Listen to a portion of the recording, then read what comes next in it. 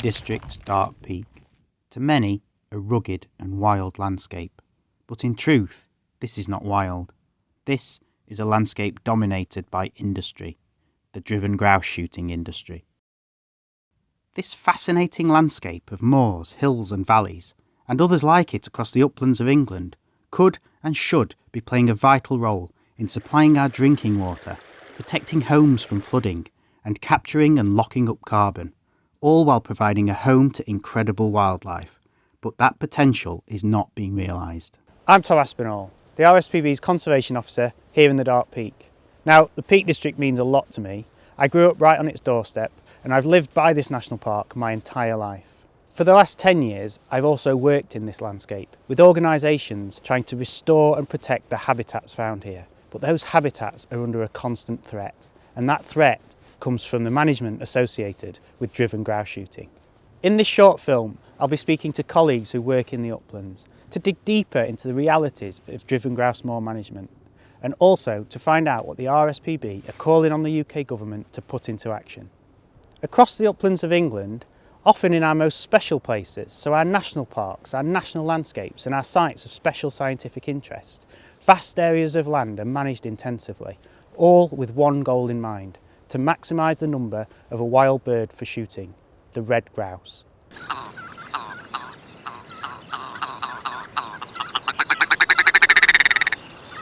Unlike hunting and shooting activities in other European nations, driven grouse shooting in the UK, a style of hunting unique to these shores, is subject to very limited regulation. Sadly, this has resulted in an intensity of management that causes significant harm to some of our most precious landscapes and the habitats and species found there. The Dark Peak and its many grouse moors provide us with a perfect case study to understand why licensing is needed to prevent further harm from an industry seemingly out of control.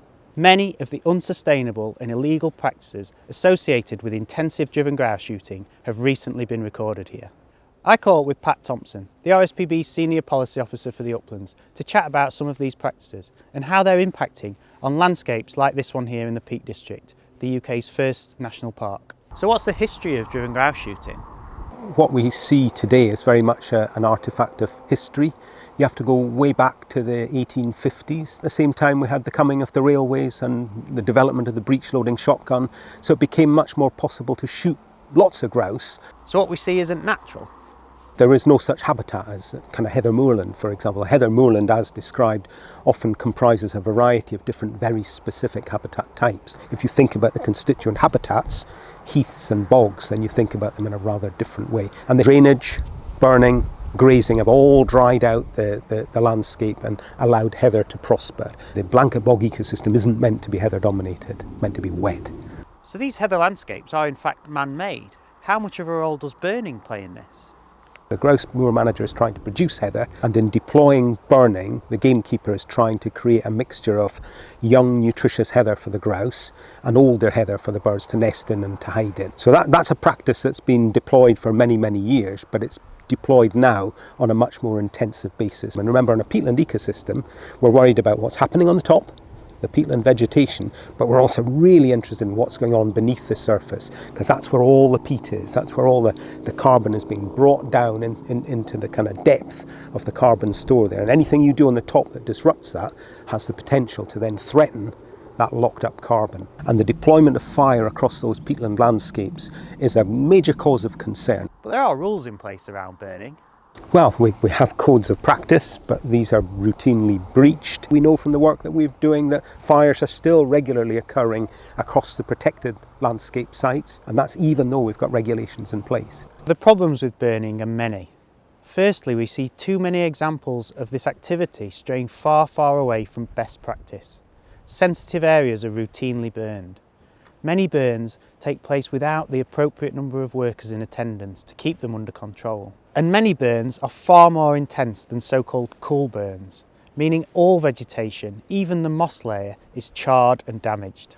In 2021, new laws to regulate burning on peat came into place, meaning in areas of deep peat within protected sites, it's now illegal to burn, yet the practice continues here. The first prosecution under the heather and grass burning regulations introduced in 2021 was for a grouse shooting estate here in the Dark Peak, the Middup Estate. This illegal activity was witnessed and filmed on the date it took place in October 2022, and court documents show that there were 30 separate breaches of the legislation. That's 30 incidents of illegality. Those burns have damaged blanket bog habitat within a national park that we should be protecting and restoring. As well as being illegal, some of the burns totally ignored the most basic best practice, taking place right up to the edges of already eroding gullies, causing them further damage. Peatlands just can't continue to be treated in this way in a nature and climate emergency. Whilst we welcome the prosecution, the estate was handed a small fine, totalling just over £2,500. This is hardly a deterrent for landowners who can charge vast sums of money for their grouse shooting activities. More needs to be done. And yet the problems with burning still don't end there. In a 2020 evidence review, Natural England revealed that English wildfire data show that 68% of upland fires with a recorded known cause were the result of managed burns escaping control. And yet again, this issue plays out here in the Dark Peak. On the 23rd of March 2020, the then Prime Minister announced the first coronavirus lockdown. On the same day, an area of moorland in the Dark Peak, near Deer Hill Reservoir, was ablaze. 150 hectares of land was scorched. News reports suggested the cause of the devastation was a controlled burn gone wrong, and this incident resulted in firefighters urging landowners to stop controlled burning immediately. The risks are just too high. So we've talked about how burning's intensified, but what other kinds of things have intensified? Because here in the Dark Peak, I know there are things like tracks, and vehicle use seems to have increased. That's quite damaging, isn't it? Yeah, so when we talk about how grouse moor management has changed, the use of vehicles is a really good example of that. Those vehicles may be used to get the gamekeeper round checking traps, it may be used to get medicated grit into the landscape, and in some places, as you say, they're even constructing roads, and I know people have used different plastics and things like that. Almost a decade ago, the RSPB became aware of 2 planning cases within the Peak District National Park, both relating to surfaced moorland tracks that had been created without planning permission across internationally important habitats. Using vehicles on peatland habitats has damaging effects on their ecological and hydrological integrity, and the formation of tracks to facilitate regular vehicle movement causes long-lasting harm. So both of these tracks that ran through areas of blanket bog and upland heath were of serious concern to us. One track, on an area of moorland managed for driven grouse shooting on the Fitzwilliam Wentworth Estate's Bradfield moors, was created using tons and tons of crushed stone over a mix of heath and blanket bog. This kind of development, a gravel road essentially, within a national park and on land designated as a site of special scientific interest, is wholly inappropriate, and even if it were desired, would require planning permission, but that fact was ignored. Retrospective planning permission was rightly denied, and after an appeal that was overseen by the Planning Inspectorate, the estate was instructed to remove all the stone that had been laid. We're over 4 years on from that decision, and the track remains in place. Around a similar time, another prominent track appeared in the Dark Peak, this time constructed of vibrant green plastic matting on the Middup Estate, a name you may recognise from the illegal burning case. Retrospective planning permission was again refused by the Peak District National Park Authority. The estate appealed the decision, but lost this appeal after a public inquiry. The estate was instructed to remove the track and restore the damaged habitats by the 8th of November 2022. Yet once again, the track remains. You touched on medicated grit. The use of that has really ramped up, hasn't it, in the last decade and a half? Yeah, so for a grouse moor manager, it appears to have made a really significant difference to grouse survival and grouse productivity. And that therefore means that the grouse moor manager has got more grouse to shoot than hitherto they would have had. And we've got estates deploying veterinary medicines to treat these birds. So how much of that medicine is being used? Where is it being deployed? Is there any risk of grouse having residues of these veterinary medicines in them when they're brought to the table? Are other species ingesting that medicated grit? Absolutely, they're bound to be. Using a veterinary medicine in some of our most special landscapes in the way that they're used is actually quite shocking. It's something that's gone beneath the radar really for far too long. And we have these medicines going out into the landscape. We also have lots of lead going out into the landscape. And what are the implications there? Lead is a toxin. It's widely been removed from other aspects of our life, but it's still present in lead shot, and that lead shot can still be used by sports people to actually shoot grouse. It shouldn't be, because when you shoot a game bird with lead shot, residues of lead and indeed lead pellets get into the flesh, and if it gets into the food chain, either consumed by humans or consumed by other animals, it can have profound impacts on the metabolism. Steps have been taken to reduce the use of lead shooting over wetlands. But even in those wetlands where lead shot is no longer permissible, it's still widely used. So we have a big issue. We want to see the use of lead shot ended. The examples Pat and I have discussed are just some of the damaging practices that have accelerated over the last few decades, with barely any meaningful regulation to keep them in check. The impacts of these activities threaten the landscapes and habitats that should be most protected as we find ourselves in a nature and climate emergency. The RSPB is neutral on the ethics of shooting, but we can and do speak out if the practices associated with shooting cause harm to wildlife and the environment. It's abundantly clear that change is desperately needed, and when it comes to the law, there is one issue in particular that is clearly not being adequately addressed by the current legislation: the illegal killing of birds of prey. All species of birds have been protected from killing by the law since 1954, followed by increased protections through the Wildlife and Countryside Act of 1981. Cases of persecution continue. I caught up with Mark Thomas, the RSPB's head of investigations, to find out how the Dark Peak has unfortunately become closely associated with bird of prey crime.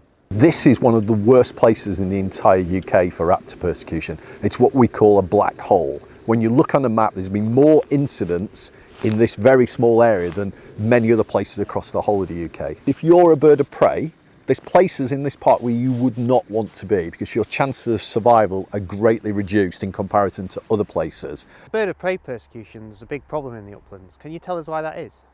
So these are places where typically you would find concentrations of birds of prey. So peregrines here in the Peak District and goshawks. And these are the very birds that have been subject to persecution for decades and decades. So when we look at all the incidents, there has been scores and scores of raptor persecution incidents that have taken place here, particularly in association with land managed for driven grouse shooting. The Dark Peak really is a microcosm of a bigger issue, isn't it? Yeah, the Dark Peak is the front line. Persecution begins in the Peak District and extends right through the northern uplands into Scotland. It's a national issue. So raptor persecution occurs right across the UK. In the lowlands, it's pheasant and partridge shoots, and the most common things killed there are buzzards and red kites. And then as soon as you reach the uplands where there's driven grouse shooting, birds like peregrines are targeted, red kites, buzzards, and then into Scotland, unfortunately, eagles. So it's a complete range of birds of prey across the whole of the UK, but everything is linked to game bird management. 2/3 of all the people convicted for raptor persecution have been gamekeepers. And these crimes are still happening? So the most recent one is Anu. This is a hen harrier that we tagged, and that bird moved to the grouse moors northwest of Sheffield. Overnight we knew that it roosted on Mid-Oak Moor, and then the next morning when we looked at the tag data, it indicated the bird had moved about 5 kilometres away towards Warncliffe, and that the tag data was telling us the bird was dead. And interestingly, when we got to that location, we found the tag but no hen harrier. Something really significant had happened to the bird. And when the police came out and forensically seized that tag and examined it, it was proven that the straps that fit around the harrier had been cut. So this indicates clearly to us foul play.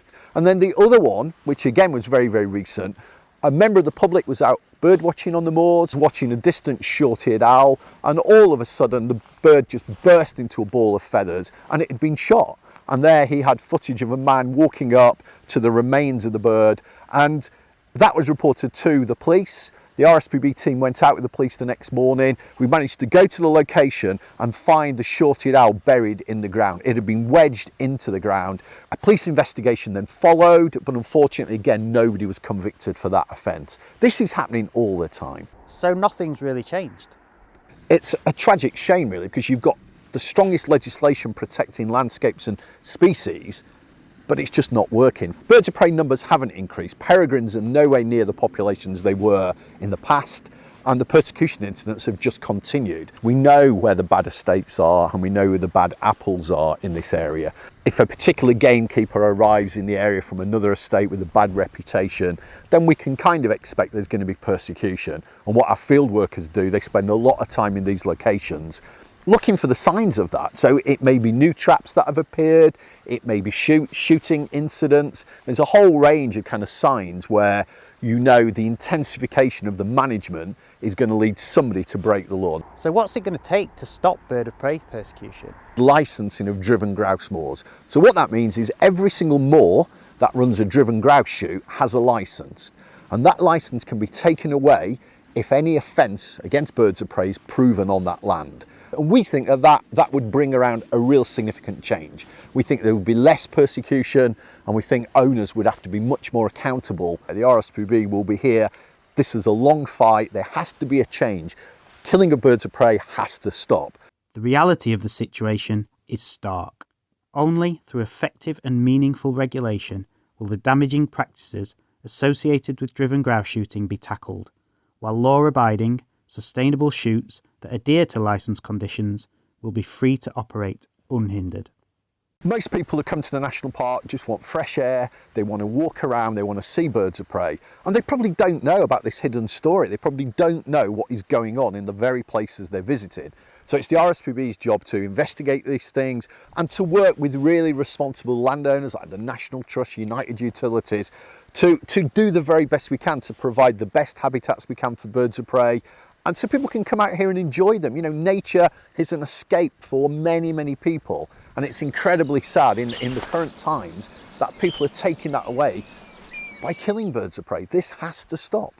Our uplands need to be restored and managed in a way that benefits the environment, wildlife and people. Grouse shooting can be a part of that future, but not in its current damaging form. Licensing is the sensible and proportionate way forward to bring about the change required to enable landscapes like those here in the Dark Peak to flourish into the future and deliver their potential for wildlife and people. The time for change is now.